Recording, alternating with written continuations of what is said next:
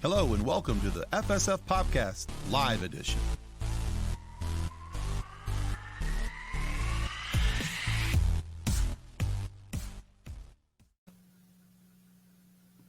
Hello, kids and cadets. Hi. Welcome to the FSF. Exactly.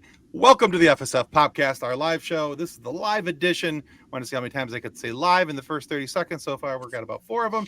Anyway, this is the show that got lightsabers and went all Anakin. We'll try that one more time. The show that got lightsabers and went all Anakin, you know, Order 66 style. Not the younglings. Yes. Definitely the younglings. All right. It depends on the younglings. Yeah, maybe. does, Before we get into Master Skywalker, there are too many of them. What are we going to do? Take a lightsaber to the grill. Anyway, all right. before we get into tonight's show, we need to go over our wonderful show partners, Level Up Sabers and Monkey Cult Coffee. All right, and I don't know what's first. I'm going to go Level Up Sabers. Let's say that one's first this time. It won't.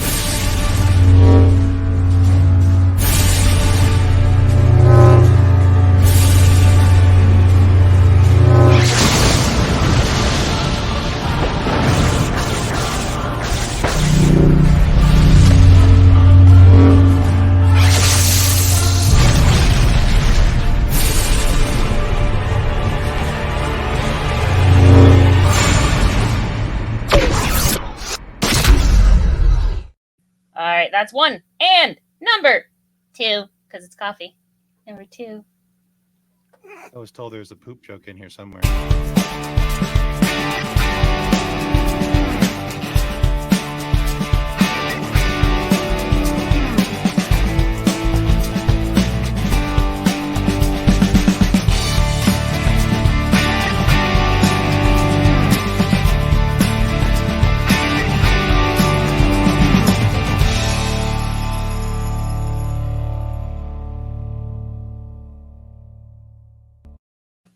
Sorry, the poop joke That's joke right. got stuck. I just want to got point slid out into number 2. I have a brand new lightsaber from Level Up Sabers. Yes, Oh for your my- fabulous anniversary presents. Yeah. Happy They're early delightful. anniversary. It's look at how cool this lightsaber is. It's so amazing. hilt is and that? there- this is the Yojimbo. It's based off of Nice. the movie of the same name.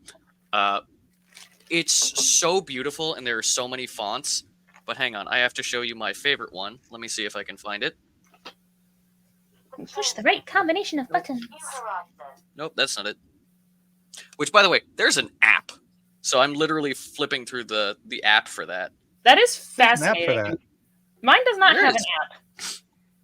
So while he's Hello. looking for that, just as a reminder, we are now partnering with the good folks over at Monkey Cult Coffee. So if you go to monkeycultcoffee.com, use the code FSF10 rather, at checkout, you will get not only 10% off of your order, but a donation is made to the National Pediatric Cancer Foundation for every bag that is ordered. So you get good coffee and you get to help out some sick kids, which is just amazing that that's part of what they're doing. So anyway, So what- just as a What is the reminder. font that Ben has?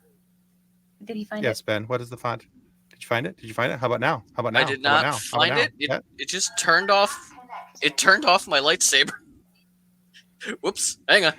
I'm still going through Okay, it. we'll come back. I We'll I come found a back to bunch of Ben in a moment when his.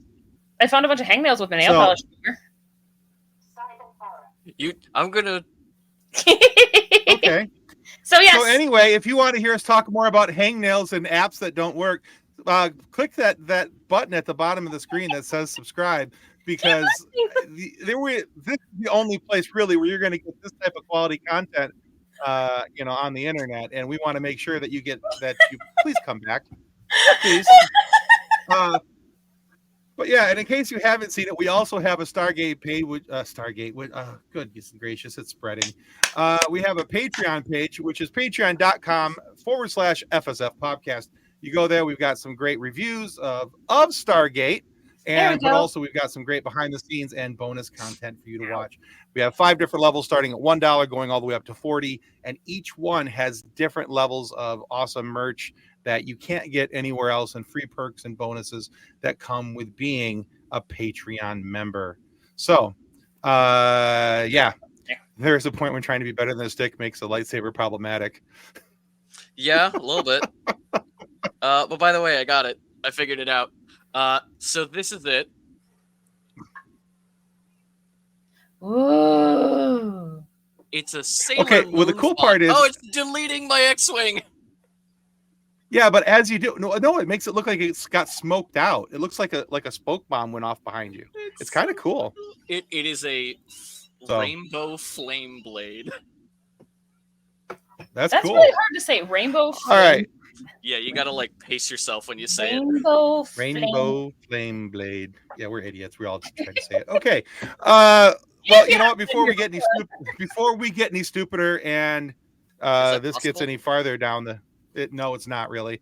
So we're gonna bring in our guest and let him try and save us. Good luck with that, Josh. Yep. So our guest is Josh from the Quest Me podcast. Hey, Josh, you're muted. I am muted. Hello. God, if you ever watch Quest Me, that's like a thing. It's a thing here, too, I was going to come in and say something witty, like, I don't know, this is where the fun begins or something, but then I was muted, and it's just messed up. So, hi. Yeah, I get it. Welcome to our train wreck. Yeah, it's par for the course. I can't. All right, Josh, can't save anything. Well, before anybody turns the channel, why don't you make sure you tell everybody where they can find the Quest Me podcast and all the stuff that's going on? Oh, absolutely. So Quest Me, we just finished up our latest kind of season-ish, talking about Ahsoka. And we're coming back in a couple weeks to wrap up the Thrawn trilogy, the OG Thrawn trilogy. So one of our co-hosts never read those books, and so we decided to do a big review on it. There's the Heir to the Empire and Dark Force Rising reviews are up on the interwebs. Just search Quest Me podcast and you can find them. But then, that new one will be coming out here in a few weeks. We'll start that going. I did just start a new podcast. If you guys are into hockey, I'm a huge hockey fan. I love the Colorado Avalanche. Ew. So we're doing a Colorado Avalanche podcast called Down the Mountain. And we are recording our second episode tonight, actually, after this wonderful. I made sure that I had this handy just because. Oh yeah, you guys. Let's go Red Wings. I wish that Avs and Red Wings still had a rivalry, because that was a great rivalry back in the day. Oh, it was one of the most. It was one of the best, honestly. Yeah. I don't know sports. So, you know what's funny is that is actually like one of my early hockey memories is the fight. Like my dad and my brothers watching it on TV and being like, "Oh my gosh!" Yeah. I love that Ben's over there like sports ball. That's a sport. Yeah. What's a sports ball? Is that That's a thing? where you get a stick and you put a thing in a net, right? Yeah, you did it. Loose leaf tea. Ben is all over it, right? I have with both spent feet. Yes. more time learning about tea than I've ever cared about any kind of sport. So fair. That's fair. Some people All care right. about sports. Some people care about Star Wars. Some people care about tea. All right, before we get into tonight's topic, we just want to say thanks to Jesse's Tea House as well. They are not a sponsor of our show, but we could talk about it. But yeah, tonight I'm drinking and I know I can't pronounce it, but it's called the Bilochan. I think it's pronounced. Am I close? it's close enough. All right, we're gonna go with it. Bilochan green tea. I'm drinking that tonight. And I have the Funding white tea. Comes in like a little tea brick. It's really, really good. I'm not even using my cat mug. How dare you? He's drinking tea crack, basically. Yes. It's a rock. What are you drinking over there, Josh? Just green tea. Just bagged green tea. I know that's a sin on here, but I do have my Star Wars. It's all right, Josh. I'm also drinking bagged tea tonight, but it's because it's ginger tea. Oh, yeah. It is cold and flu season, so I have the ginger tea with the probiotics. That's exactly where I'm at, too. It's a green tea with ginger in it. So, but that's not a This tea. is one of my absolute... That's an infusion. It's a green drink. How about is Okay. that better? I am drinking the probiotic All right. infusion before I am going and being in a room with 1,000 people this weekend, and I hope that I don't come back horribly, horribly ill. Ooh. All right. So just so I can say this without Ben interrupting. He's Uh, gone. So I drink this throat comfort tea during cold and flu season, and then I ended up just actually liking all of it. Hi Ben, you can come back in now. Yeah. All right. I actually No, I really get it. like It's fine. So I know that they're sacrilegious, horrible teas, but I also really like the herbal cold care one and the echinacea one for cold and flu season. Oh yeah, that's good too. We like our tea dust, Ben. Just deal with it. I struggle though with the throat coat one because of the yuckiness, and then I have to put honey in it to make it less yucky. Yeah, I feel like it leaves a film on your mouth. Well, this is throat comfort, not throat coat. Right, but they're the throat, different. I think They the are. throat comfort one still has licorice root in it. I think we talked about this before, and licorice root is disgusting. Oh, they That I can agree so with. they both have licorice root, but I really enjoy black licorice. So I that's don't- one of my it's favorite candies. You would. And you know one of the reasons why I like it? I judge you more You for know why I that like than it? drinking bag Because tea. nobody else will eat it. Boom! I buy black licorice. It's my candy. Nobody else eats it. I don't have to worry about it. So suck it, See, Trebek. All my right. mom- So we've my got a mom topic loves tonight black that's not licorice. tea or candy related. My mom loves black licorice, and it's really funny. Is now my 9-year-old nephew does too, and he steals it from her. There you go. Ooh. There you go. There you go. See? I- John gets it.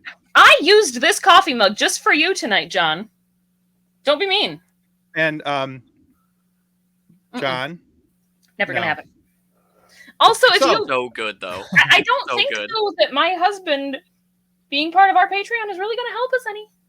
I mean, no, not really. No, it's kind of self-defeating at that point.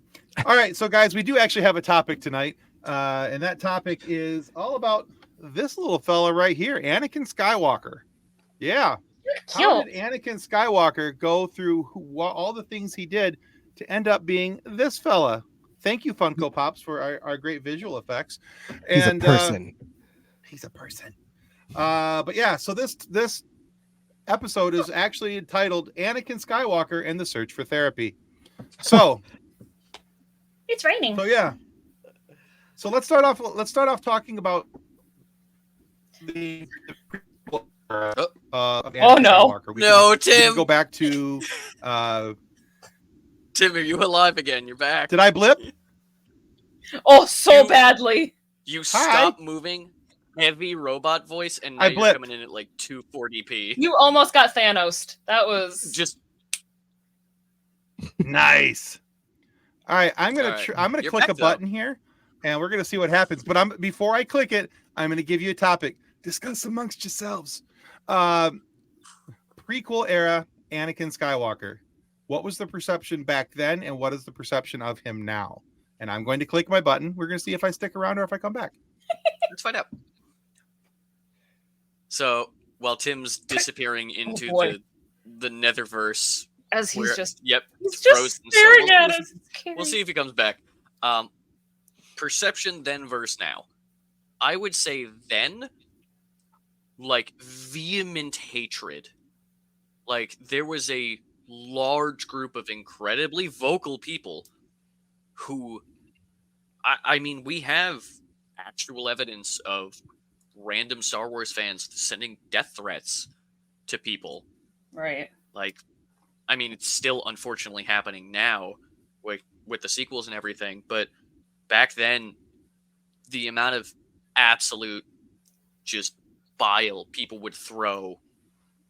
And that's at- dedication too, because you're not just going on social media. You're like writing a letter Yeah, and because that figuring out was where to send this and then sending it Yeah. off. Like there's a lot Yeah. of hate that goes in to sending someone that kind of mail back Yeah. in the 90s. yeah, like early 2000s, because Phantom Menace was 99, and that Anakin literally We have two Tims. That's terrifying. There we go. The Oh, double the pleasure, double the pain. kid and suffering. Anakin stopped acting Mm-hmm. because they got so many. Yeah. Like the whole Well, and- situation was really messed up. And Jake Lloyd has gone through so much therapy since he played Anakin and had to go in and out of like institutions and stuff to just, I mean, that kid was like 9 years old, 8 years old when he played that. And the amount of like grumpy old men that were upset that he was Anakin was astronomical. It was crazy. Like, how old were you guys when Phantom Menace came out? 22. 7. 6. Right. So almost 23, actually. Aside from Grandpa, like we were all in the prime age for Star Wars, right? And so like Anakin, I loved him when I was a kid. I really liked Anakin. Take my ball and I'm going home. He was our age. It was a character we could relate to on some level with hey, there's a kid. Yeah. Right. And I think the hate then it's the same with Hayden Christensen, like nowadays everyone loves Hayden because all of those people that loved him when he was, when we were kids are now adults and we can actually express that love. And so I feel like Jake Lloyd really got the shit end of the stick there. Sorry for swearing, but he got really screwed out of the Star Wars fandom, I think. And it was really sad because I don't think he did that bad. Look, when you're working with George Lucas and you have to deal with his dialogue and the way that he directs, no one's going to be good. It was definitely it's not the kid's fault. Yeah, right. It's definitely. This is the part that really bothers me is when people like violently go after an actor for dialogue, and it's their job to say the script. They cannot alter the script. I mean, even if they can, it's only if you're like Robert Downey Jr. level. Right, and even at that, you're saying that words on the page that are handed to you, this is what you're to say. You just put it to life. So, and then there's also a second caveat to that. So here's what he's supposed to say, but now he's got this person over here saying, this is how you're supposed to say it. This is how I want you to portray it. Right. So now you've not only gone from having, the kid being, reciting somebody else's words, but he's reciting them in a way that somebody else wants him to say it. So it's the same thing. It's the same thing that Ahmed Best went through. Exactly.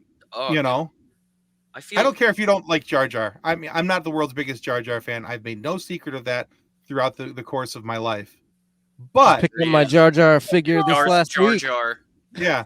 But on the other hand, I don't care if you like Jar Jar or not. Going after Ahmed Best and getting him to the point where he wants to, take his own life is just unconscionable.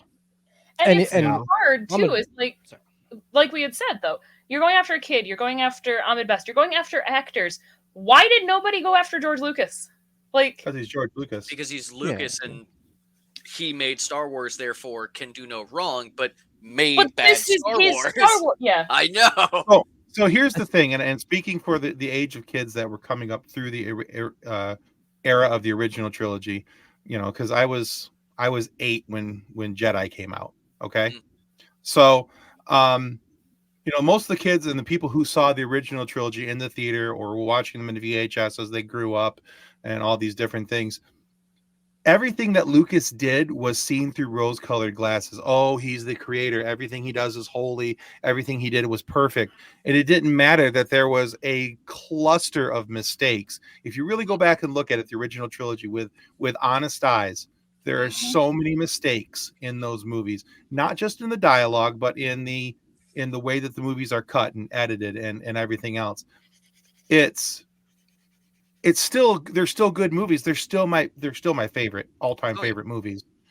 But you have to look at it honestly and say, okay, so if Lucas made mistakes there, we have to conclude that he's going to make mistakes when he has pushed somebody else out of the director's chair, pushed somebody else out of the producer's chair, and he is in an echo chamber of his own thoughts. Right. Yeah, I mean, some of the best stuff we've ever had in Star Wars, though it might have come from George Lucas's mind, I mean, look at Empire. Didn't Spielberg direct that? The best.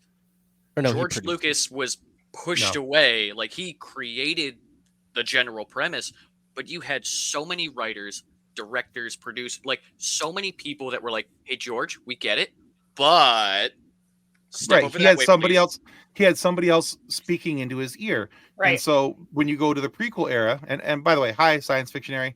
Welcome to the show. And Jason Taylor. Jason Taylor from Three Geeks Podcast. Go check them out, guys. So, but when you look back at the prequel era and you look at everything going on with Anakin Skywalker, with Jake Lloyd as a character, acting the character of young Anakin Skywalker, and then Hayden taking it over. Of course, they're going to have bad dialogue. Of course, they're going to have poorly written and scripted scenes, poorly built character and story. I don't like sand. Honestly, as much as the meme of I don't like sand is, when Anakin is trying to like woo Padme and going, I am in agony. I'm like, George, listen, buddy. Have you ever talked to a girl? It's like, no. I understand you have actually had multiple wives. But come on. Now we understand why you've had multiple. But also, I will still take I hate sand. It gets into everything over somehow Palpatine returned any day of the week. 100%. I will take Are You an Angel over somehow Palpatine returned all day long. Oh, yeah. At least that one was cute. Right? It is. We're not going to talk about it is because it's little Anakin and he's. We're not going to talk about the huge age gap, though. Well, I mean, I had a friend. Let's not talk about the grooming. I had a friend growing up whose younger brother, Wasn't the it? first time he met me, told me that he wanted to spend forever with me under a rainbow. So the "Are you an angel?" is adorable. Yeah. Well, and technically, Padme was only 5 years older than Anakin. Yes. John So brought there up was- a good point. There's no grooming. Right. There's 13 years between me and my husband. It's fine. See? John brought We're up also a not good gonna talk point about that. of that a lot of people have criticized Hayden's like how he said things in the prequels. If you put it through like a deeper voice changer or something, also correct fair. on that. If you I'm just, gonna make a meme out of that. if you just turn down the tone of Hayden's voice, it just straight up is Vader. That Right. was the entire point. Yeah. And it's very much like the same thing that Ewan McGregor's cadence is just Alec Guinness. Like they're just Younger. Very much so. they're just showing you who the characters are, guys. Like So, but I am appreciative of the fact that now we're in an era where Hayden is getting the respect and the love that he should have gotten in the first three movies. People can say that his acting was wooden and his character, all these different things. But again, we have to look back at how was he written, how was he directed. At the end of the day, you have to put a lot of that on the writer and the director. If the director wants him to act in a certain way or portray this in a certain way. he's also a teenage boy. Yeah. He was Teenage boys don't make sense. He was That's for dang sure. 19-ish. But not only that, but going from people actually hating him as a person for bad acting when he did an amazing job, and then going from all that violent hatred to round of applause, standing and cheering for him showing up at Star Wars Celebration. Which I absolutely loved. First off, I get where teary on was that. that energy when he was starting out? Where Well, was it that was- energy? At home because all the kids couldn't go. Right? True. Those of us who And- loved him were not old enough to drive yet, let Drive my- alone And afford honest, for Star Wars. and honestly, Josh, I'm right there with you. We're at Star Wars convention when he came out and he got that massive standing ovation, I love it. choked I up, cried. just absolutely crying. choked up. It's awesome. I wasn't Yeah, even just like, absolutely choked amazing. up. I was the floodgates open. I'm just like, it's my boy. Right. It's my boy Hayden. But And it's You're my so boy, good to Blue. see him That get was far that too love that close he to- deserved. That was far Oh, too yeah. close to Cedric Diggory's dad. My boy. So Speaking of that, I'm literally making that meme right now. please. But with that, you also have to when he showed up in Ahsoka, everyone was like, "It's Anakin." But John's also Okay, not wrong yeah. here. yeah, okay. Padme This won't work, showing- Anakin. This also comes down to George Lucas being weird. The fact that during the He is emotional so. love declaration scene, Padme showing up in like a BDSM dress, everyone's like, "Hang on a Oh, minute, no duh. what's going on here?" Georgie boy, Yeah. what's up? No boy's saying So- no to that. What drove him to the dark side? That Boobs. fine-looking woman over there. That's what did it. Yeah, Uh, I get it. Man, but But- maybe we also I gotta might put go to the dark into- side. I mean, I guess I could. if you wanted That to, episode you know. 2, the end of episode 2, that was like, I think I was probably 12 when that came out. Woof, first crush right there. That little I belly get it. shirt she had going on. Ooh, There. Anyway, So yeah, so I mean, we're we have- talking about there's- Anakin. sorry, I'm sorry. Oh yeah, we still are, But but just all in of a the very surrounding roundabout way. characters have to be talked about Oh, I too. know.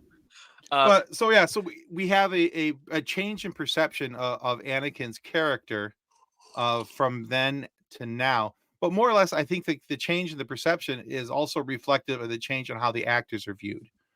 Yes. Because had the characters, I mean, people always loved Darth Vader, but they never really loved Anakin when he first came out and Right. through the prequels. Everybody wanted to see Darth Vader. Nobody wanted to see Anakin.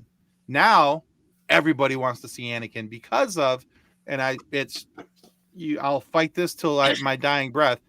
It's not Rogue only One. because of, no, it's because of the animated series. Yeah, it's Clone Well, that Wars. too. If That's- it wasn't for Clone Wars, everybody got just a better sense of who Anakin Skywalker is. Now, of course, that's not Hayden Christensen. That's Matt Lanter doing the voicing. Mhm. But Matt Lanter also does it in a way, in a style that was very similar to what Hayden was doing on screen, so that the characters were matching, Yeah. in cadence and style and everything else. And so you can't tell me that there isn't a difference of appreciation for Anakin Skywalker because of Attack, or not Attack of the Clones, but the Clone Wars animated series rather. This is where that weird, like, mental, pretty much just like the connection between actor and character, for whatever reason, cannot be broken. So even though animated Anakin was voiced by a completely different person, people saw what they considered better version of Anakin, and that love then transferred to Hayden Christensen. And I don't think you're entirely wrong on that. Yeah. I mean, it's the same thing with literally any other character for the most part. Every time I see Viggo Mortensen, I'm like, oh, Aragorn, but he's a cowboy. Aragorn, but he's a this and a that. Same thing with Ewan McGregor when he was in Okay, Christopher Robin. I'm like, Obi-Wan He's, al- with he's Winnie the always- Pooh. he's always Obi-Wan. I don't care what show he's in, he's always Obi-Wan from here on out. It's I over, do Winnie. love- I have the high ground. Yes. I have all my Obi-Wan figures above my door, so he permanently has the high ground. Just throwing that. Nice. Well played. Well played. On my shelf, for my Funko Pops, Obi-Wan is on the shelf above Anakin. As he Very should. So- fitting. Very fitting. So I needed to make sure he had the high ground. So, but yeah, I did the Always. same thing. I have a little Obi-Wan figure, and every time he has to be on the highest shelf possible. Well, yeah, absolutely. No matter It's what, a he thing. will always have the high ground. He must be. Um, All right, so let's talk about the change of Anakin from being a small child and one that was, no matter what your thoughts are on it, he was, Anakin was a cute little kid doing, cute little kid things and just being a kid and being hopeful and had a good outlook on the future and all these other things. Very trusting of everyone around him. And then he becomes a teenager, and we have teenager Anakin, who's now getting kind of caught in the cycle of the Jedi and everything that's happening around him. So the question is did the Jedi do enough to help him, or was there something more that they could have done? Nope. The Jedi. Well, suck. I think Well- the thing that Anakin lacked the most was a father figure. He Mhm. never had a dad when he was on Tatooine, wasn't he technically like a Jesus birth? yeah, he was Yeah. like a Like he was made with the He Force was or miraculous whatever. exception. Yeah. Yeah. And so I love the excuse me, I love the there's a theory out there, something that Anakin would have been so much better off if Qui-Gon had actually lived and been his master, because he actually understood what was going on, whereas Obi-Wan was just kind of thrust into it. He basically made a promise to Qui-Gon that he would train the boy. And I don't think he really wanted to do that, whereas Qui-Gon was very much ready to train Anakin and be like the father figure that he needed. And so I think when Qui-Gon died, that was the real change in trajectory when it comes to Anakin and where he went. That was I buy into that. Oh, sorry. That was actually a thing mentioned by Dave Filoni. The Okay. Duel of Fates was literally maybe that's where I heard that from. Yeah, it was supposed to be the duel of Anakin's fate. Right. And this is where you go to Obi-Wan going, "You were my brother, Anakin." Anakin didn't need a brother; he needed a father. Dad. Mm-hmm. Right. Qui-Gon was the father, or would have been the surrogate father figure. And it's the same thing as like if you have a sibling and suddenly your parent is gone and now you're the parent, but you're also the sibling. Right. How do It's you not do quite that? the same. Exactly. Yeah, it's not quite the same. I mean, because now, like what you're saying, and I buy into that 1,000%, because Qui-Gon chose. It wasn't like he basically adopted Anakin, and he chose to be that father figure for Anakin, and that was what Anakin needed at the time. But now you have Obi-Wan, who's thrust into a mode of which he was not ill prepared for. He was in no way, shape, or form ready or wanting to be that person. He was just a Padawan himself, and all of a sudden I was like, "Well, I guess I'm your master. I guess we'll figure this right. I guess we'll figure this out." He literally got knighted at this 20 minutes prior to the ceremony on Naboo. Yeah, like that was basically it. Was just Obi-Wan being like, "All right, come on out." Train the kid, and it's like, yeah, Yoda's just sitting there like, "Oh, what do I do? Fine, take him." Yeah. But as for if the Jedi did enough, I'm gonna say yes. With what they had in place, with what they knew to do, it's the same thing of if you have a friend that is depressed or having issues, you can't force them into therapy. It'll either do nothing or the opposite of what you want it to do. Everyone gave Anakin every opportunity. Obi-Wan was there to talk. Ahsoka was there to talk. Yoda, so many people, but instead, he took counsel with a manipulative person. And I know it's very difficult to be in that situation, to see someone and go, I trust you, when they have your worst interests at heart. Right. But at the same time, they tried everything they could to allow him to open up. Obi-Wan gave him every opportunity to admit him and Padme were together. Every possible chance. And I think that's what really doomed Anakin, was the fact that he held that secret for so long. Mm-hmm. And exactly. I mean, Obi-Wan fell for Satine, so he would totally understand the love there. And it never says, I don't think the Jedi Code ever says that like having a girlfriend is forbidden. It's just the attachment. Like you just can't be, if that said partner were to die, you have to be able to let go of that attachment, which clearly Anakin cannot do that. But Obi-Wan was a really good example where he was able to kind of to let that go when it came to Was Satine. he though? I think so. I mean, eventually he was. It took him a little bit, but he definitely. It took him a little while. Yeah, it took him a little while to get over Satine's death, but even in the animated series, we see that Obi-Wan clearly knew that there was something going on. Oh, he says it in Clone Wars. He's like, "Tell Padme I said hello." Yeah, at the exactly. Very end, at the very end, where Fives is outside of the Rex. At that point, Fives is dead. Oh, I'm sorry. You're right. He was covering the door, and he's like, "Anakin." Last minute quarters check. Mm-hmm. He's checking my gear. Yeah. So in that case, should Obi-Wan have actually like come out and admitted that a long time ago, like way before that, and just been like, "Dude, I know what's going on. Just let it out so we can work on it." I guarantee he did. It's also in the old Dark Horse comics in the Clone Wars. This is prior to Disney buying everything. Anakin gets like basically a couple days off. The Jedi Council's like, "Hey, you've been on the front lines for months. Take a vacation. 2 weeks. Go off." He, without telling anyone, charters a brand new ship, disappears, goes to Naboo, hangs out with Padme, and in the middle of that, Obi-Wan literally shows up and goes, "Hey, I need your help with a mission." Mhm. Doesn't question it. Doesn't say how he immediately knew where he was on Naboo with Padme, and they're like, Anakin's like in like a silk kimono and just underwear, and Padme is basically in the same. And Obi-Wan flat out says, "I don't care. I need your help." Right.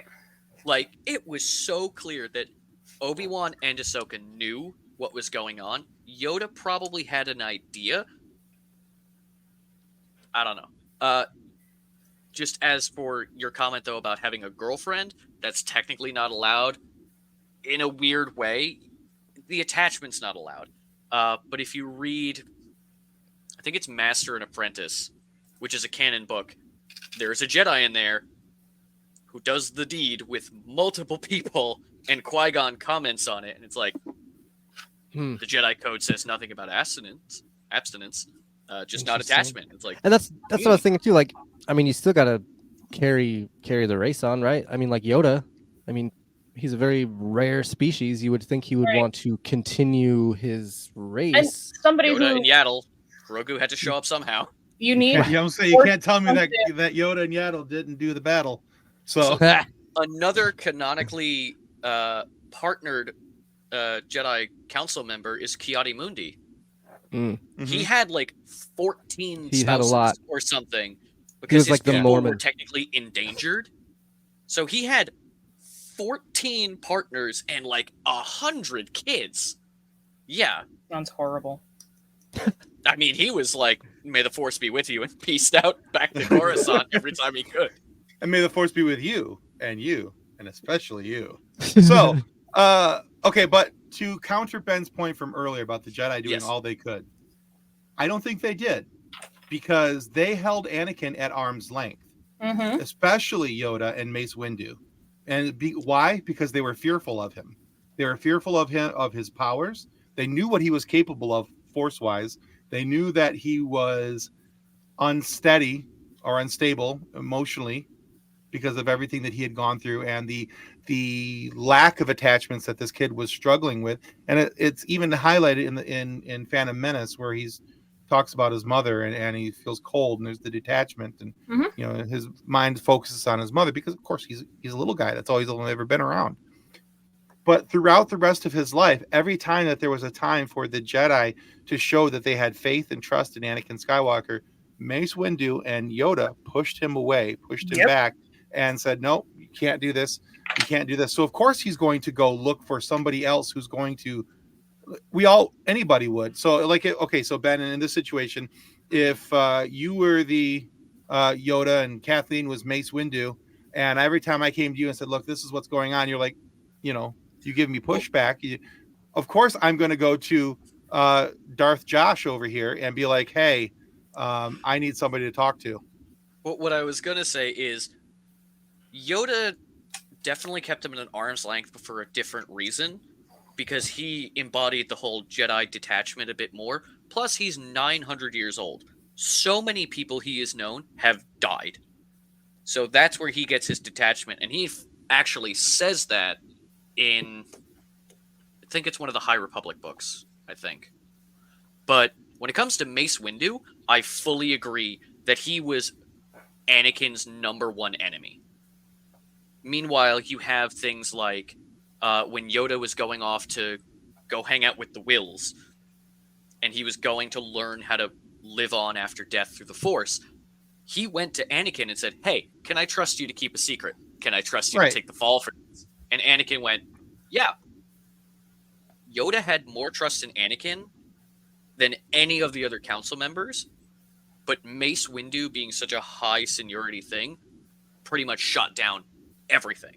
In fact, it was Yoda who said that they should knight Anakin at the beginning of the Clone Wars.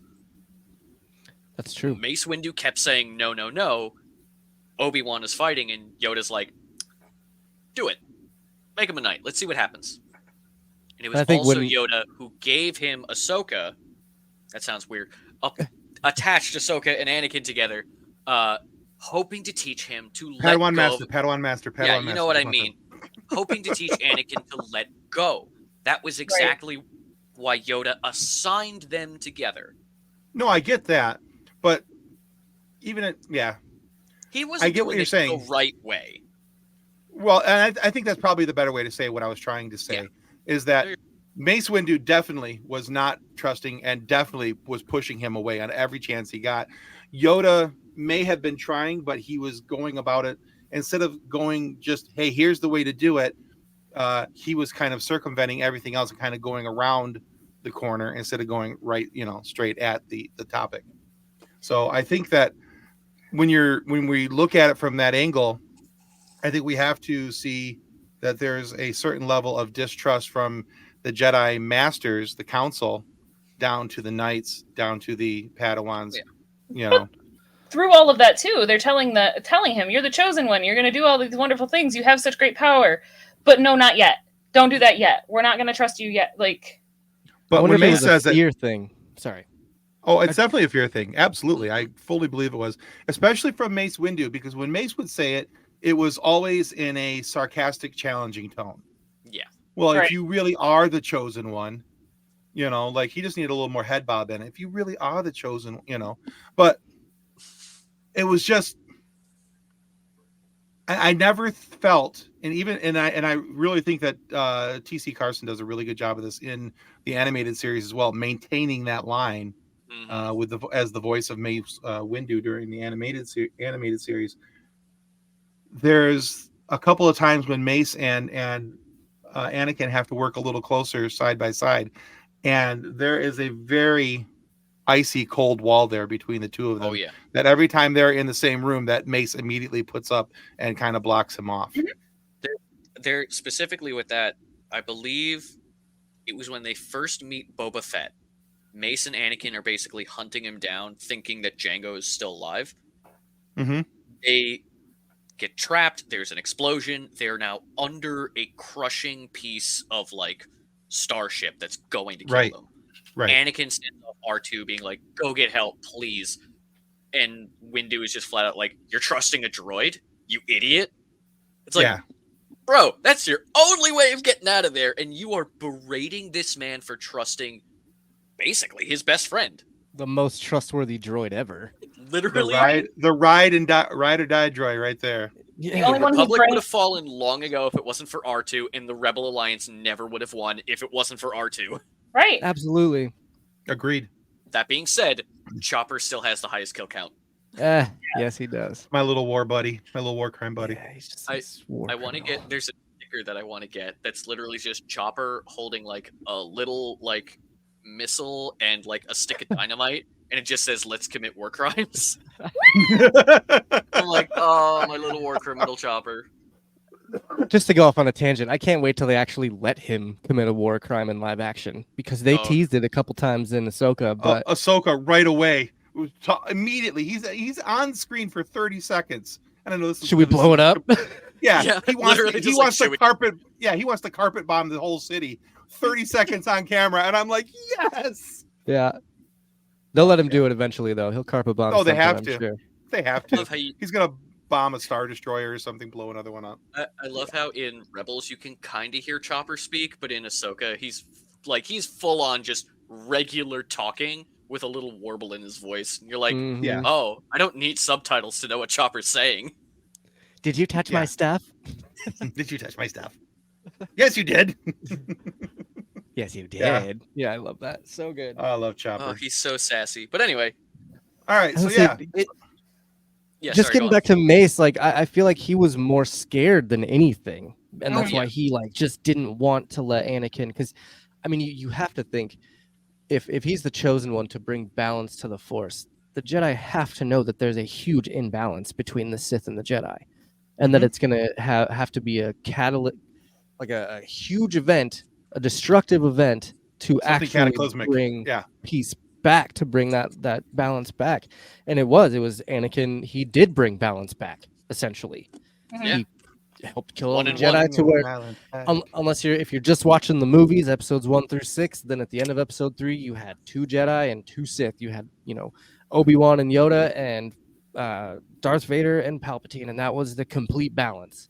Right. And So Cal he did Kestis actually. and Kane and Jarrus. But that's No, what I'm saying is if you're just watching the yeah. movies, it gets a little murky once you start getting into everything else. But like Right. But then they kind still. of balance that with the Inquisitors anyway. Inquisitors, yep. Yeah. So there was a balance, and Mace Windu was absolutely scared that that's how that balance was going to happen. So, I mean, I can see where he was coming from, but at the same time, like, It's also when it comes to Mace, like, canonically with his purple lightsaber, he had a vision that he was going to basically herald a great battle, and he saw a vision of himself wielding a purple blade, and that's why he went to go find that Kyber crystal, because originally I think he had like a green blade, it was and then blue. he eventually was it blue? Yeah. Mm. So then he eventually found the purple crystal, and that's what he had. So he's had visions of war for an incredibly long time, and now here's war on his doorstep, and he can only blame one person for some reason. Yeah. So it is also incredibly sad when you read the novelization of Revenge of the Sith, and it talks about how Mace goes, okay, if Anakin helps me, I will give him the rank of master, because then he has earned my trust. And like, he has saved you so many Multiple times. If you trusted him prior to this, he would have helped you defeat Palpatine. Right. Mhm. Oh yeah, absolutely. And I don't want anybody listening to get it twisted, like, oh, we're dumping on Mace Windu. He's still a heck of a character. Mace absolutely. Windu was an amazing Jedi, and he had a lot of really good things, a lot of really good personality traits, an incredibly powerful Force user. But I just also think he had a big part in what happened. Oh, Yeah. absolutely. Bigger But part. you can't look at what happened with Anakin Skywalker without looking at Mace Windu at the same time and going, he is directly responsible or partly responsible for what happened to Anakin. Mhm. Because as much as Obi-Wan may have been trying to be the brother and I loved you, Anakin, and all these different things and bring him into the fold, at the same time that's happening, Mace is also pushing back equally as much and pushing him towards Palpatine, and everything that was going on. So Now, I'm not going to leave Obi-Wan out of this. John says, I'm trying to remember if Mace Windu made even one correct decision in the entire prequel trilogy. I don't think he did.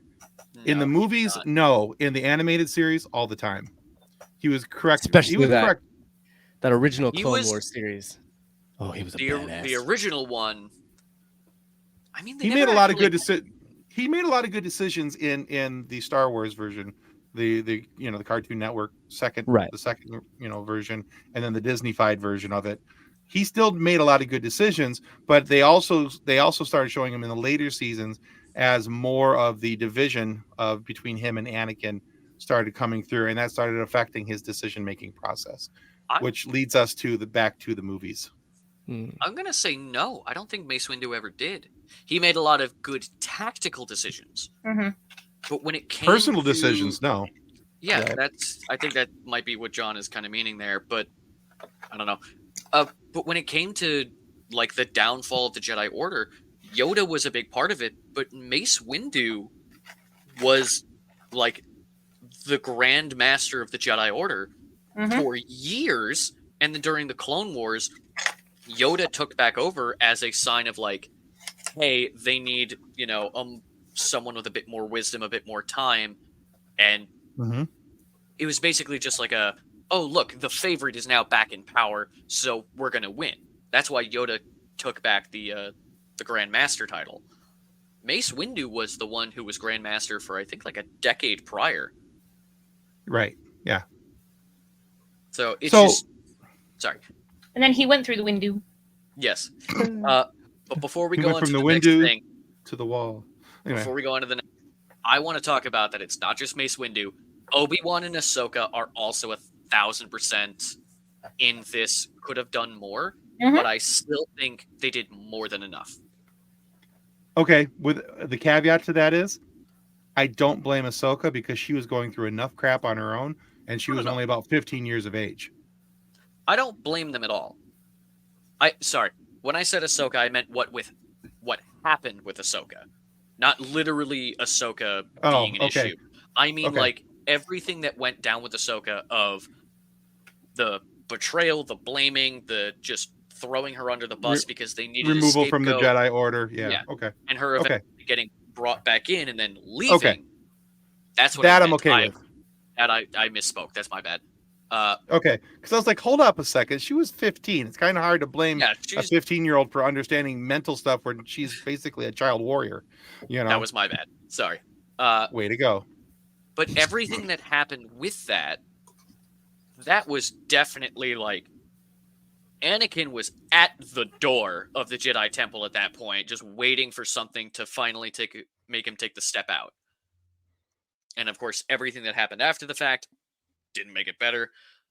But Obi-Wan also keeping Anakin at arm's reach, because he was, despite being brotherly, he knew what he needed to be and chose not to do it.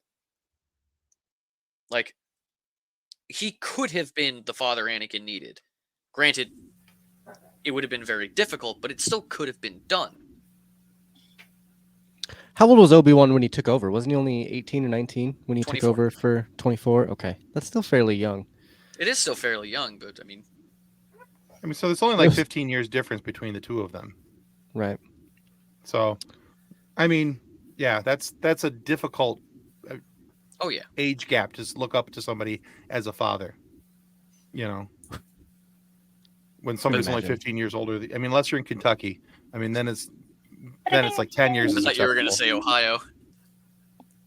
Close enough. Close enough. They're neighbors. So, but again, I still think that in general, aside from I already made that joke, Tim. Aside from Windu, I honestly do believe the Jedi did enough. I mean, if we want to talk about doing more than enough, Plo Koon. My man Plo Koon being shared father of Ahsoka. They did so much to work together to.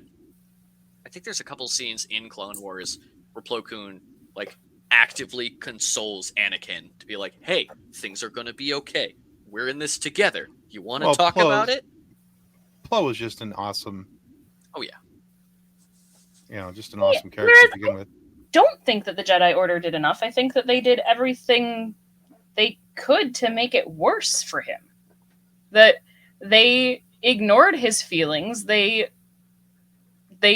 pushed him aside. They told him that he was wrong, that he was a child, he didn't know what he was talking about. That even when he has dreams about his mom dying and Obi-Wan's like, "Oh, you're fine." No, there's something wrong with my mom. Like, I'm trusting my intuition here. No, it's fine. Just let it go. It's like, no. Yeah. All you're doing at that point is showing him that the Jedi Order doesn't care about him. That he's just another cog for them. He's not a person. And, oh, wait, here's this other person who's telling me, no, wait, no, you matter. You have feelings. Your feelings are important. Give in to your feelings. It's like all they did was push him out. Yeah, of course he's going to lean. Yeah, of course he's going to lean that way, right? Yeah.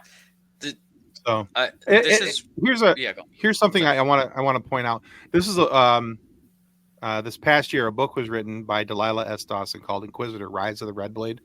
Now clearly this book is not about Anakin Skywalker. It's written about completely different characters, and Iskat Akaris is the main character in the story. But it's all about how it's a very similar trajectory, in my opinion, of how this character goes from being a Padawan, very powerful, misunderstood, all these different things, to leaving the Jedi Order and spoilers, although it's really pretty much on the cover of the book, becomes an Inquisitor and all these other things. And it's really very interesting. So if you haven't read that book, check it out, because it's got some very interesting parallels to the Anakin story and how the Jedi Order and Mace Windu treated her. So that's all I got to say about that. All right, let's move on to our last topic of this forum tonight. So this is a quicker one. So the question is, with everything that we've talked about tonight, is Anakin Skywalker a good man who turned to darkness, or a bad man who did good deeds before giving in to his true nature? I think he was good. I think he was a good kid, but he was only a kid. Like he kind of was stuck in kid world. He got ripped from his mom, then his like adopted father passed away like 2 days after that, and then he just got thrust into this Jedi training. Too old. He was too old for it. Too old. And to I think he was a good kid that had really like good intentions, but then was so pulled in so many different directions that he didn't necessarily know that the decisions he was making were really bad towards the end, until he actually embraced the hate, basically. Right. I think that is what it comes down to, is that we need to remember he was a kid. You don't trust kids to make massive life-changing decisions. You give a kid $10 and tell them to go buy groceries, they're going to come back with candy. They're not going to make good decisions. Like, Anakin was not old enough to be making good decisions. Don't worry, they can take out $80,000 in student loans. 18, they can join the military. No, like... Genius. And where he came from. I mean, he was a slave on a desert planet where he didn't see... did he even see like a body of water ever? When he goes... Now he's leaving this planet and seeing so many different things, and the wonder of a child. Like, you're going to question everything. And I mean, just the culture shock of going from Tatooine to Coruscant to Naboo. Right. Bare sand, massive city, nothing but green and water. Well, just going from Tatooine into outer space.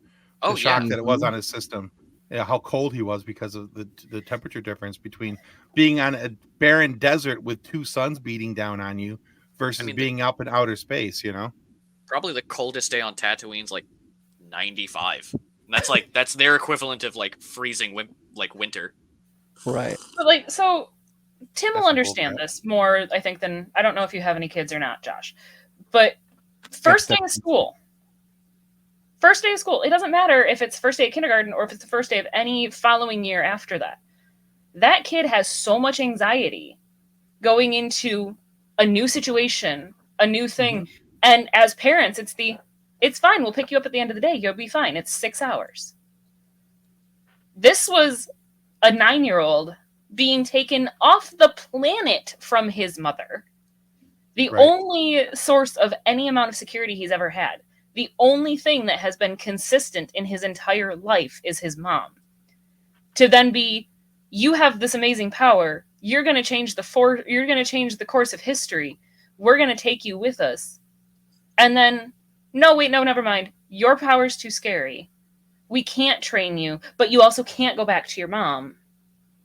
Like, he was a kid. He was so corrupted by what was around him that if you look at the psychological aspect of what happened to him, he was, in all reality, kidnapped and forced into this new life. He was no longer Anakin. He was a Padawan. He was a knight. He wasn't a person. I mean, if you technically think about it, Anakin was never freed from being a slave. No. He was sold to Qui-Gon and the Jedi Order. Right. And Obi-Wan basically took that on. Oh. Yeah, there it is. Yeah, and I've thought that same thing for a long time, where he just went from one slave to the next one. Yeah, and then going from the Jedi Order to then following Palpatine. He's not any being a slave to the dark side. Yeah, Anakin was always kind of a slave, and never break out of that. Yeah, the only time he ever gets to be free. It was with Padme. That was the only time he was not a slave. He still was, though, because he was a slave to hiding it. He was allowed to be free with her, which is... I would say right. But when it was just her. Right, when it was just her. Yeah. But honestly, Ben, I have never thought of that before, and literally my brain went booming. Yeah. Very much like Anakin if anyone hit the switch on him. Because they never mention, that's it. That's it. That Anakin was the only time he was free by Luke. That was the only time he was truly free. Was the and he even says removal of the helmet. Right. He tells Luke that you just set me free. Mm-hmm. Yeah, he said, you saved me. Yeah. So I think seeing him in Ahsoka, that's probably the freest he's ever been. Oh yeah, he Now is he's the free Force, to do whatever he wants. including scare the beat crap up out of his- us in the world between worlds. That's what he was able to Just- do. beat up his old apprentice. Well, according to The Last Jedi, or sorry, Rise of Skywalker, Force ghosts can actually hold lightsabers, so I'm pretty sure Anakin could probably still do whatever he wants in the real world. Hold on, I'm trying to find that remove button for bringing up that movie. All right. We were just talking about the hatred of the prequels. We're not going to get into the hatred of the sequels. No. I If you don't look hate. at I don't real hate the Rise of Skywalker. I just don't like it. There are some good things in that movie. There are some things that I enjoy other than the credits.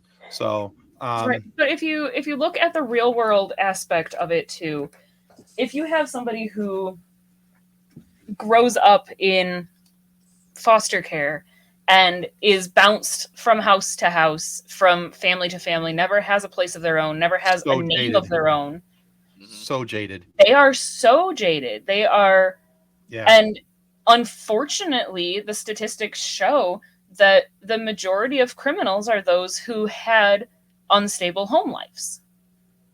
Yeah. That Anakin is nothing more than the product of his surroundings. Absolutely. He is Yeah. what the Jedi Order made him. It's also that with most of the other Padawans and most of the other younglings, they were brought into it at an incredibly young age. They probably don't have memories of their home prior. Right. Anakin Very few knows would. what it's like on the outside. Even if he wasn't free, he knew something different and then was brought in. Right. And like Which in gives that, a that whole other same, perspective. that same sort of thing. Obi-Wan says, I think I had a brother. He talks about thinking that maybe he remembers a little glimpse of he might have had another life. But like you said, Anakin knew what it was like. Anakin knew. He knew friends. what it was like to have the love of his mother. And he had actual you know, friends that Yeah. he played with and hung out with Yeah. and stuff. He had to His go work friends at in Watto's. Greedo. Yeah. I mean, he had to go work at friends. Watto's shop and everything, but at the end of the day, he was playing around with Greedo and the other kids in the neighborhood doing, pod racer stuff and whatever else. But he They was were being a able to. kid. Yeah, they were able to be kids. It wasn't just meditate, lightsaber practice, So go to sleep, get up, do it again. Right. I say he's a good man who turned to darkness. I think he had good intentions, and I think just the reality of life and the lack of proper oversight in his life is what turned him towards dark things. And And even just in his confusion. Yeah, Oh, even in absolutely, turning yeah. toward darkness, his motives for turning toward darkness were not entirely wrong. They were pretty noble. As the saying goes, Whoopsies. some of the worst things were done with the best intentions. Yeah, Yeah. absolutely. It's also, you got to take into account, one of the things that gets me is when people are like, oh, but he wanted more power. He was clearly bad to begin with. His entire life has been structured around people having more power than him. That's all he knows. Right. People He having was- control and that power being used to control him. So he figured, if I have more power, I can save more people. Right. That was it. Right. It And was in all honesty, slavery, then the Jedi, then Palpatine, that everything has been, I just need to be more powerful than the next guy. And then I can help everyone. I think really what really does push him over the edge is the loss of his mother. Yeah. Because even though he had not seen her for years, the fact of knowing that she was alive and well through the Force, I think is one thing that kind of anchored him to some degree. Once she's gone, that anchor is removed, and now he becomes overly concerned. It's like somebody with PTSD. When somebody has It PTSD, actually they is become PTSD. Yeah, I'm just saying. But when you suffer Yeah. from that level of PTSD, you become overly concerned about yourself, your surroundings, your security, the people around you, all these different things. Anakin is definitely going through this. There is definitely a mental health issue here, and with what he's going through and how he's approaching it and attacking it and all these different things, and he doesn't have the resources at hand to handle this. And so when it comes down to it, his motives are pure because they're altruistic in the sense that if I have this power, I can make sure that Padme never dies. They're Mhm. slightly selfish. Slightly Oh, yeah. selfish. I'll give you that, because he 'Cause can't she's handle the another new loss. anchor. Right. Right. She's Because exactly.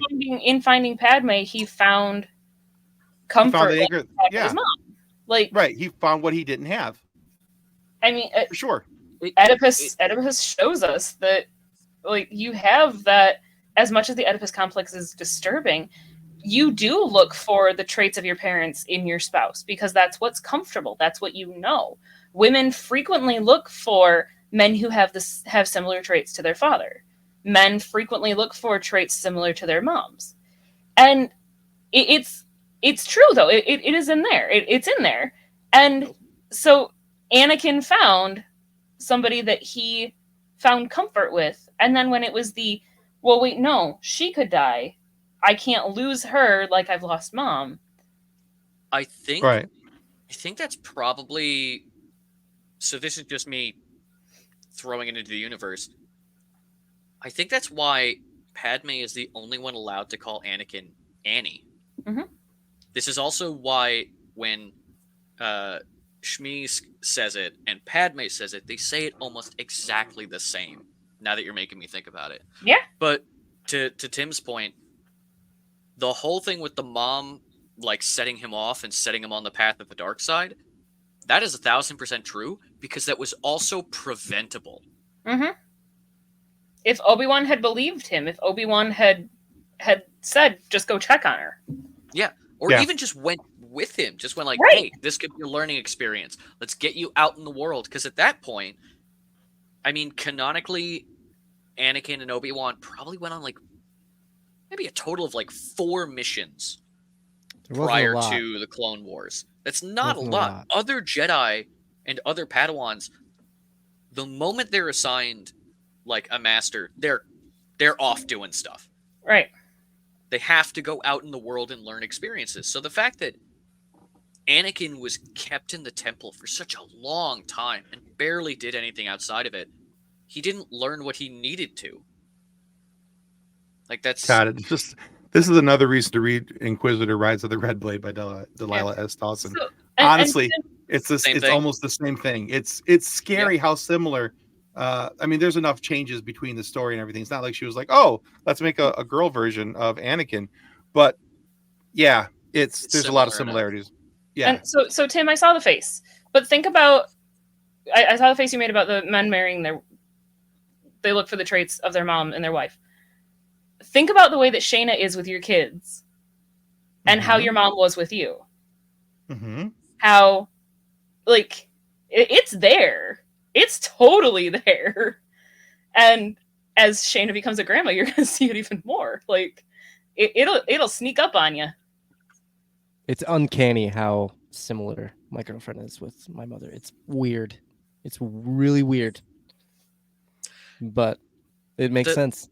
Well, hey, would you look at that time? We got more to cover here. I'm having a difficult time putting those together because, like, my wife and my mom are not the same, like, at all. I don't see, and I don't personally see the connection between my mother and my wife because they are so very different. I love my mother. Don't get me wrong. I love my mother dearly. She's a wonderful woman who's done a great many things in her life. But my wife is specifically different, and I wanted somebody who was not my mother. Right, but even in her caregiver tendencies, was still there. You know what, John? Bingo. And I don't think it's like awkward, and it's not like, oh my gosh, I was looking for someone that was exactly like my mother or something like that. But there are definite little tendencies, like, for instance, just decorating for holidays, something that my mom always did back in the day. And over time, I've dated girls and stuff that never did that, and my current girlfriend loves to decorate. And I was like, oh, that's weird. My mom does that same thing, you know? And it's just kind of, you know, I don't think you realize that it happens until that one little instance comes down and you're like, oh, shit. Mm-hmm. You're not wrong, John. She is But awesome. It's funny, is like, I love my mommy, and now you know. I've noticed it with my husband, even with there've been a couple of things with him that I'm like, oh, yeah, no, that's totally how Dad would have reacted to that. Or seeing the way that he interacts with our daughter, that I'm like, oh yeah, no, that was me and Dad. Like, it's kind of cool. And then it's funny is like, so with my mother-in-law living with us, and there have been points in time where my husband's like, oh gosh, what have I done? I'm like, oh, no. Nice. You're stuck. Deal Way with to it. go, stupid. And yet we are. My mother-in-law and I are incredibly different at the same time. She is very, very domestic housewife, and I am the feral raccoon that lives in the garage. Like it. Everyone needs a feral raccoon. We do. I'm a trophy wife. It's a participation trophy, but I'm a trophy wife. All right. So where do we settle up on this? I said he was a good man that went to darkness. Josh, Same. same. Ben, Yeah, I'm gonna. There's caveats to it, but for the sake of it, yes, he good. Agreed. Good Okay. man turned bad. Kathleen.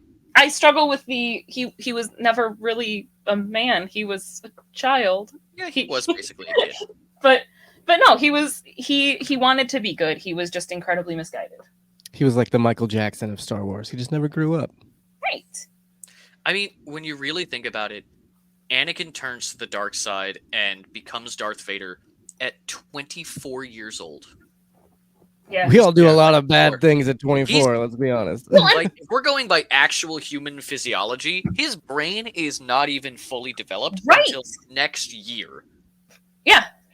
And he's been manipulated since he was 9 by the guy who would turn him into Darth Vader. Yep. Yeah. There is your Yeah. grooming. Not between him and Padme, but between him and Palpatine. Oh yeah, that's Oh, he was that's, Palpatine absolutely groomed him for sure. First thing he said, we're going to 1000%. look at your career with great interest. Like he was immediately grooming the kid. That was probably the Uncomfortable. creepiest line in Yeah. Phantom Menace. yeah. It really was. That made me And I- uncomfortable when I heard it as a kid. And I'm like, Yeah. who's this guy? Danger, danger! Because at that point, I didn't know that Emperor Palpatine See, was. I knew, Palpatine. like, They I just didn't referred to him know. as the Emperor. I don't think they ever did. They ever mention Palpatine's Toys. It was toys, man. They always had the Yeah. toys that came out with their names. And so I had a Yeah. ton of Star Wars toys when I was a kid as well. And when I had that Emperor Palpatine one, and then I Senator was- Palpatine shows up, and I'm like, no way. See, what's funny is like I remember when Senator Palpatine showed up, and I looked at him, and I looked at my brothers who had taken me to the movie theater, and I'm like, "That's the bad guy from the other movies." And they're like, "What do you mean?" I'm like, "That's the guy that no, that's the bad guy." Like, Insidious. You're like, oh, geez, just lift the hood up a little bit, and you're Emperor Palpatine. I heard him called Sidious before, but I've never, like, prior to pretty much when the prequels came out, I was given Luke Skywalker, Han Solo, Chewbacca, toy lightsabers. I think I had like one Darth Vader, because I'm pretty sure my mom didn't want me having any toys of bad guys, because she thought that equals I become a bad guy. Either Well, way, that's how it works. It's just like you sleep under your pillow, osmosis comes up and through the pillow. Yeah. You know? my kid is gonna be so messed up then. Yeah, so She frequently but I sleeps with the never got an kid. Emperor That's so Palpatine toy, so I had no idea. and the Captain Power of the Palpatine. Force released the Emperor Palpatine with the walking stick toy, and that was one of the main lines that it was 96 or 97 that Christmas. My parents went nuts and got as many Star Wars toys as they could and just threw them in a box, and one of them was Palpatine. So that's Gotcha. kind of how Okay. I don't know. I learned a lot about like random characters because they didn't know. They didn't know anything. They just grabbed all the figures. Like I had the weird guys from in the cantina, and like Oh yeah, Oh, that's awesome. yeah, That's cool that your parents did that though. That's awesome. it was a good that is- Christmas. that is great. I'm only do mostly also jealous because Find I it, didn't have any really cool toys when I was a kid. I do find it funny that Disney renamed the musical genre. Oh That- geez, it Yeah, will always forever be known as Jizz. I don't care what anybody says. what did they change it to? They changed it Jazz. J Oh, Jazz. That's J- what it is. yeah. J-A-T-Z. No, Jack. it's jizz music. Okay, that is Yeah. not going away. All right. So, Josh, let's remind everybody where they can find you at Quest Me Podcast. Yeah, absolutely. Best place is on Twitter at Quest Me Podcast. We're also on Instagram and Threads, and I do a lot on the TikToks. Just search Quest Me Podcast. All of our latest episodes and stuff are on Spotify, iTunes, Amazon, all the places, and we have our YouTube channel as well, Quest Me Yeah. Podcast. It's good stuff, guys. Check it out. I enjoy their show quite a bit. Thanks. Yeah, no, you guys do a good job over there. So, and just as a reminder for those of you who have not yet, if you don't sign up, you can't win. Well, what can you win? You can win movies. We have some digital movies we want to send your way. Our first drawing is November 1st, and you have the opportunity to win Mission Impossible, Dead Reckoning Part 1, Vindicta, or Teenage Mutant Ninja Turtles, Mutant Mayhem. All three of those are up for grab. We have multiples of each one. So if you haven't already, click that link right there. Go to fsfpopcast.com/contact, and you can enter your email address, and you'll have an opportunity to win a free digital movie. So I want to make sure that you guys know that and take advantage of that. So yeah, win some free loot. Give us your email address, and I promise the only thing that you're going to get is a free movie and maybe a newsletter from time to time with just some special show announcements and stuff like that. But we also will be handling some random email drawings from time to time. And if we already have your email address, you're already entered to win. How cool is that? So yeah, So cool. Get free stuff. Alrighty. I'm hoping Tim actually updated stuff this week. Anyway, I did. I'm so proud of you. I actually knew that looking at it. I know, right? All right. Last Friday, we aired our interview with Brendan Wayne. Great episode. Fantastic Oh, thank you. episode. The one and only beautiful man, Pedro Pascal, may be the voice. He may be Disney's face, but Brendan Wayne and his buddy Lateef are the body. Wow. Good job. My brain went. Lateef does have a body. I'm just saying. They are the body. Quite a body. It is. I mean, that might have been where the confusions got there. Anyway. Oh. But we talked to Brendan about the suit that he wears and why. Or the suit that he wears, why this is the way, but also about his, slightly sort of famous grandfather. Might have heard of him. Maybe. John Wayne? Anybody? Yeah. The Duke. Also, the reason behind the ongoing actors' strike. And why? Mm-hmm. Yeah. Wait, He hold actually up. gets What? really good at. Yeah, the he actor gets some strike is really still good happening. Yeah. But He gives because really of good John insights Wayne? into that. No. No. Not because of John Wayne. Okay, I was No. like, wait, what? No, but he goes into why the actor strike is happening, what's going on with it, Got it. all these different things. But he is also the grandson of John Wayne, and talks about there is a really interesting part in there about how, like, all this stuff about AI, that if AI were to try to make a John Wayne movie today, could it be done? Sure. There's enough images of John Wayne out there. There's enough of his voice recorded where they could do it. But would it have the essence, the personality, the who John Wayne was? Nope. No. So there's a really neat clip about that. I had just keep so AI much out fun of with this all. interview and just watching Brendan try to talk about things without talking about things. Trying to talk four loops around one topic. The gymnastics to get around certain topics. We're going to try and have him back on the show once the strike is over, so we can actually talk about some of these things, including the show that's in the that's mentioned there in the image. But so we had a great time talking about the show and the studio and the people, and I'm like, oh man. I would love to be. I don't remember. Was this recorded before I jumped in, or Yes. was I just not? Okay, that's it was right. It was right before you joined up on the show. I want to be part of it next time, please. Well, we'll see. We'll see. We'll talk to you guys. I don't know. It depends on whether or not your whole day job and adult life. I'm sorry. I need gets in the money way. to live. Okay. Way to be a functional adult. Gosh, Ben. I got to get a job with okay pay and decent benefits. God. Oh, Dare you? take care of your family. Disgusting. The fact that we need, this abstract green piece of paper that honestly doesn't exist. We need that to eat. It's all an illusion. Like, it's mythical. They had a vote on, was food a human right? And the only one person said no. Can you guess who? We'll find that out later. But you can still find this episode and many of our other ones on our YouTube channel and where your favorite podcast providers, especially Good Pods. Remember, Pods. your subscription to our YouTube channel is a major help, so please don't forget to click the like and subscribe as you watch our videos, which would be great. And I was going to say another thing. Patreon. Patreon's great too. Please like the Patreon. Patreon likes you. But then also this upcoming Friday, we have an amazing interview with PJ Harzma.